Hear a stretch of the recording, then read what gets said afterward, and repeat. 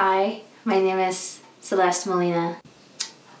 I'm not a normal, regular girl. I have many situations I went through, throughout my whole entire life.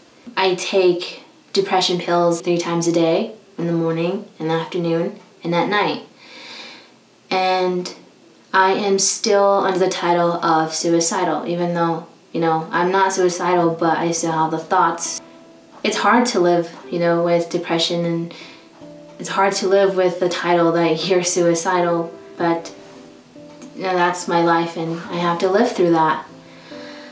In the 6th grade is when everything started. I wasn't, the prettiest, the skinniest girl in there, and the people that bullied me, it was their form of attack, and that created a lot of insecurities in me. I didn't tell anyone because I didn't know how to deal with it, and so I just, I kept it to myself. I pretended that I was happy. I pretended I was okay, that it was just a normal thing, But in reality, deep inside, it was like eating me alive. And then in high school, I thought, maybe it was gonna get better. Maybe these people that bullied me couldn't find me anymore because they ended up going to a different high school than me. But, they found a way of basically like cyberbullying. They would send me messages through my Facebook and they would say all these horrid words at me. They would call me names, they would just make fun of me, and it ended up being, the worst year of my life. It ended up getting worse. It wasn't like the senior year everyone had. To me, it was like the worst senior year. Towards graduation, I came up with the plan. I came up with the plan to, after graduation, I would commit suicide. My mom always wanted me to see me graduate, so I came up with a plan that, after my mom would see me graduate, I would, end my life. I had these pills and I took them from my grandma, and I know they were, I just did some research because I just wanted to end it all, and I wanted to do it perfectly, so I had things planned out. So my parents, they went on vacation with my siblings, and I stayed home because I pretended that I was sick, but I wasn't really sick. I just didn't want them to be around me when I would end my life. So I waited a few hours, and I ended up writing a note down. I ended up, telling each of my families that I would miss them and everything. And I ended up taking the pills and everything, and, slowly by slowly, I started feeling an effect.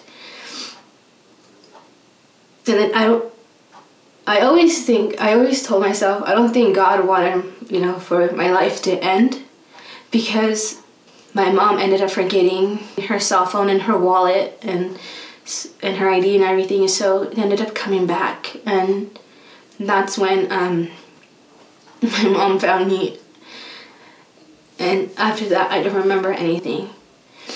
And then, I ended up waking up in the hospital, and my family was there. They were crying. They were telling me, why did I do it? And then I think that's when I realized that, trying to take my life was really stupid of me. It was really stupid of me thinking, I was by myself, or that no one wanted me because my family was there. From that day, I decided that I had to go to a mental center rehabilitation. And I knew that was the start of a new beginning of me to get better. What I did not just affect me, it affected them also. It was the first step for me and for my family to get better, and I knew I had to do it, even though I didn't want to. The first day I went, it was really nerve-wracking. But I met this guy. His name was Nikolai. He always told me this quote where he would say, "You're the key to your own life. You can be the key and be stuck in your own past and be the most depressing person. Or you can be the key to open a new door to your own future and start a new life. And, you know, that got stuck in my head. A year later, I ended up getting out of there, and he ended up staying there a little bit longer. And while I was out and he was still in there, we would write each other letters.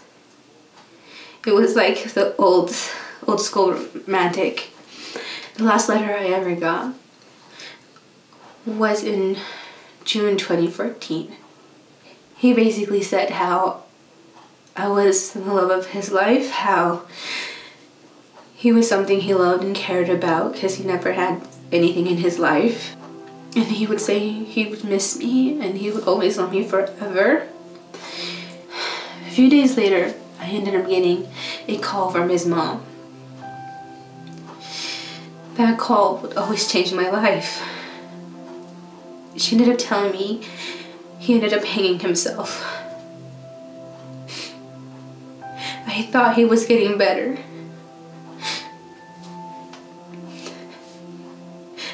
I thought I was changing him, but I guess that didn't happen. His mom gave me another letter. In that letter, he said that he thought he was getting better, but in reality he wasn't. And I just look at my tattoo and I think about him. I think about him every day. Thanks to him, I now live a happy life. I have these friends that I could call them anytime when I need them. And I just love them a lot. My life is brighter and I have a better future. And I'm just happy to be alive. If you or anyone you know are feeling the same way that I did, know that there are people out there to help you. I stayed quiet and it affected a big part of my life. So know that you're not alone, and I'm also here to help you.